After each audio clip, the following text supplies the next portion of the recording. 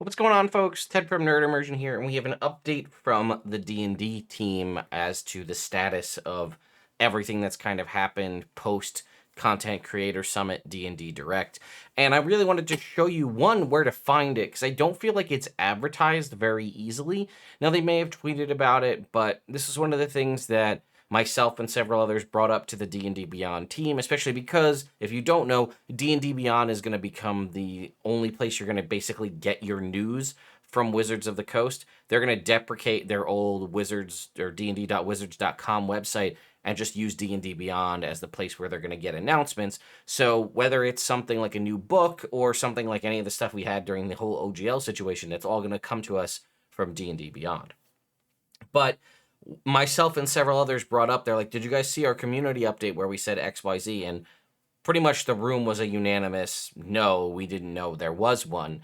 And they had even said in that meeting, like, I guess maybe a tweet isn't enough. So I wanted to talk about it because I feel like if you don't know where to look, it's very easy to miss. And it's not on the front page anywhere. So let me show you. So here we are on D&D Beyond, and you'll notice that nowhere in here does it say new community update. There is the support extra life thing, which we talked about in my other video, but look at this. You got to go up here to media and then to community update. Now, this thing is pretty much live updated. So this is where we stood. This is where they announced the D&D Direct. Here's where they talked about the Content Creator Summit, what to expect in 2023. Again, what was already done, what's currently in progress, what's upcoming, all this kind of stuff. Again, more about the playtests that have already happened. Here's where they showed off where they're going to be and in what capacity. Again, what's happening at those events. So we do actually have Comic-Con is going to have D&D play and learn to play spaces. We still don't know what's coming for GenCon, Big Bad Con, or even some of these other ones later in the year, Geek Girl Con, Gamehole Con, etc. So, all right. So back up to the update that was changed for today. It said April 2023 Creator Summit Assorted Topics. Today's update follows up on the conversations from our April 2023 Creator Summit. This is the one that I made the video on that I attended in person. These conversations have not been broken down by topic, with some having more available than others, but we wanted to make sure we're transparent with you, which is what we've asked for. So, 2024 core rulebooks. As discussed at the summit, the 2024 core rulebooks are a continuation of 5th edition and not a new edition. 1D&D is how we refer to the overarching initiative of the 2024 core rulebook, the upcoming VTT, and D&D Beyond connecting to serve players. And we talked about this. It got blown out of proportion, and Reddit blew it up and said that they were canceling 1D&D. No, it's just it was a code name, right? Support for clubs and schools. One of the biggest questions we got from creators is what Wizards of the Coast plans to do to support D&D for kids, students, clubs, and schools. The good news is that these programs exist, and we've gotten some incredibly passionate Wizards teams behind them. D&D inspired teaching kits. Imagine learning about and with your D&D or D&D in your classroom. Our second round of school curriculum for grades 4 to 6 and 6 to 8 just dropped. Build literacy and social emotional fluency with activity themed around puzzles, mazes, and mysteries. These kits can be downloaded for free. D&D After School Club Kits. Our free kits offer everything qualifying organizations in the United States need to start up or supplement a club at their school, library, or enrichment center. Fall kits have sold out, and we're busy working on a second iteration, which will be available to reserve this summer. And then the D&D Beyond Educator License. We are excited to offer qualifying organizations access to tools like the Character Builder and a selection of rulebooks and adventure products at no cost on D&D Beyond. Look for details on how to sign up for that in the next couple of months. We have more exciting things to work to support kids, schools, and libraries. Stay tuned for more announcements and information on our Educator Hub. So let's go ahead and open this. So this is on the D&D.wizards.com website. That's where the Educator Club is contained. So you can see some more information about this here, but they're planning to get rid of this website. So we'll have to see where that gets moved, I guess, to D&D Beyond at some point. Okay, D&D Beyond accessibility. We're incredibly thankful for the energy around accessibility on D&D Beyond. At the event, there was a lot of conversation about continuing our work to improve the toolset for all players with disabilities. It's a passion we share, and now that D&D Beyond team is firmly integrated into the larger D&D family, we can engage with accessibility initiatives in more impactful ways. We're currently looking into the best ways to connect with experts and key creators in the space. We'll keep you informed. That sounds good. They're working to come up with accessibility. I know they mentioned D&D Beyond working with screen reader technology. They were working towards that. I'm sure that's probably part of it. The front door of Dungeons and Dragons. There was a lot of understandable confusion at the summit around why a lot of important information has started to appear on D&D Beyond's homepage and social versus the D&D website. We were just talking about this. Our eventual goal is for D&D Beyond to serve as the, quote, front door for all things Dungeons and Dragons on the internet, whether you want to play using the D&D Beyond digital toolset, buy books, read articles, find educator information, check out video games, or play with the character randomizer while you're bored at work. Our goal is to bring all of D&D, no matter what form it takes, under one roof. This is a long-term project with a lot of moving parts and challenges, not all of which we have solutions for yet. But part of that plan is to gradually migrate the D&D site to D&D Beyond. You've probably seen pieces of that progress already, whether it's bits redirecting to a new homepage at D&D Beyond or communication important to the community being published here on our homepage. This is a very massive undertaking, and you'll continue to see it reflected on the site over the next several years. Again, this is fine. I'm okay with this as long as we don't lose any of the critical stuff from the past. For example, all of the old Unearthed Arcana that didn't make it, right? Because I've done some of these videos in the past and I may go back to them. There's a lot of really cool, interesting old Unearthed Arcana that never got published into an actual form, like it made it into a book. Again, when they were doing all of the subclasses, for example, like things that come to mind off the top of my head are like the Brute Fighter, the Phoenix Sorcerer, things like this that were well received. The Dream, not the Dream Druid, the Twilight Druid. There were, a handful of these things that were received well by the community, but ultimately didn't make it into a book, but those were contained on the dnd.wizards.com website. Considering the fact that, again, probably most of you don't know this if you came into the hobby more recently, there used to be a massive online Wizards of the Coast digital forum, and I think I have a video on it from years back, and it used to be one of the premier message boards where people would talk about D&D, character builds, all sorts of stuff, and at a point, Wizards just nuked it, and the whole thing is gone. There's unless people and a lot of people did take the time to archive those posts on other forums, to duplicate things, but they just nuked that whole forum for all of D&D and Wizards in general into oblivion. So I worry that if we completely lose the dnd.wizards.com website, that we're going to lose all of that old content that was there. Third-party creator marketplace. One of the biggest pieces of news coming out of the summit was our intention to introduce a marketplace for third-party creators to D&D Beyond. We know there are hundreds of questions and concerns about this, and we want to confirm that yes, this is a major initiative for the company. Planning around it is in its infancy. We plan to start rolling out updates, FAQs, and feedback sessions with creators and publishers as more details come into focus, and we have more to share. That said, a project of this size takes time, and we want to be clear about our timeline. These communications shouldn't be expected soon. This is it's news, right? So I've learned, and this is a thing I know from my regular job, that communication is important. Even if the answer is we can't get you what you want to hear right now, but we're working on it, communicating that you're working on it is better than just staying dark, right?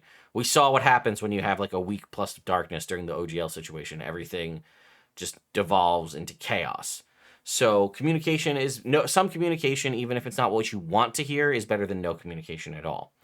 I would love to have heard, and this again, maybe it's still in its infancy, but I think these are things you probably should know at this point, I would hope. What's the standing of content that you create? Do you get to keep the licenses, the rights? Again, this may be in part of the stuff that's in flux, but a lot of people want to know, if I make something on D&D Beyond, does D&D now own it? Do I get the rights? What kind of market share are we talking?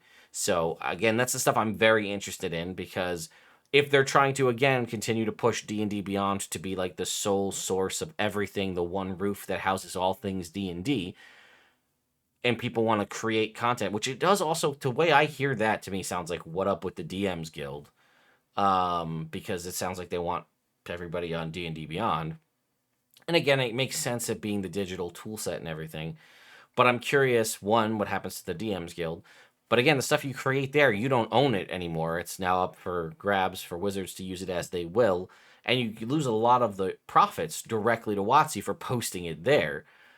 If the revenue share is better on D&D Beyond and it can be easily implemented, like if you're going to make a subclass or something and people can, or a full class, and people can easily implement that into their game by just checking a box to say, hey, Ted's class is now available if we're going to play it in our campaign.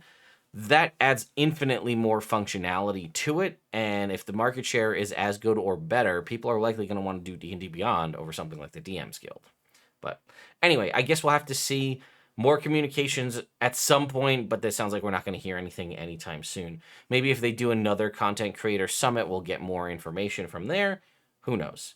I wouldn't expect any of this stuff before August to get even here. I would imagine we're not going to hear anything about the marketplace for at least 3 months, if not more than that. All right. Events update. In addition to a lot of really cool plans for GenCon, we'll have our next Creator Summit at the... Oh, okay. Here it is right here. We will have our next Creator Summit at the convention in August 2023. Event details will be published right here on the website. We also will not be attending Fan Expo Canada this year, and we'll update our schedule accordingly. What's next for the VTT? While folks got to see a lot of the upcoming VTT for D&D, we are still incredibly early in development. One of the benefits of developing in Unreal is that the elements look great even while the experience as a whole is under construction. More information and details will come as the project develops. Our next step is to plan a pre-alpha test with a small group of players and then expand from there. That pretty much tracks with what we saw at the Creator Summit, and kind of what you probably could glean from the D&D Direct video on it as well, because like I said, we had the exact same build as that. It was nicer looking, and it was polished in the visual department, textures and things, but mechanically it was kind of clunky in some instances, and some things flat out didn't work. For example, you couldn't target like the big Ankeg boss with spells. Spells just didn't target it at all. It just was not capable of doing it for whatever reason. So I don't know. But again, I wanted to more than anything, bring the community update section of D&D Beyond to your awareness so that you know if you're looking for things, that's where they're going to post stuff. Nice to see that they're following up. They had their initial comment that I covered a while back about the Content Creator Summit. So the preliminary thoughts, nice to see that they are following up. I will also tell you, we did get another follow-up email today to say like, hey, thanks again for attending. We've come up with a new email, specifically for D&D creators. And that was kind of one of the issues that was brought up, is that there was like the creator relations team, or whatever it was officially called, the community team. And they had one email address, and it was for all things D&D and Magic, all went to that one email box. It seems they have now split it to have Magic and D&D. So if I have a question or an issue and I send that to them, I don't have to wait for the people, sift through all the Magic the Gathering possible emails to get to one, that I wrote. So that's a good step in the right direction for communication purposes. So that's good. And then again, a little bit of clarification on a couple of things. A big focus on support for schools and clubs, which is nice. Again, we know more about the concept.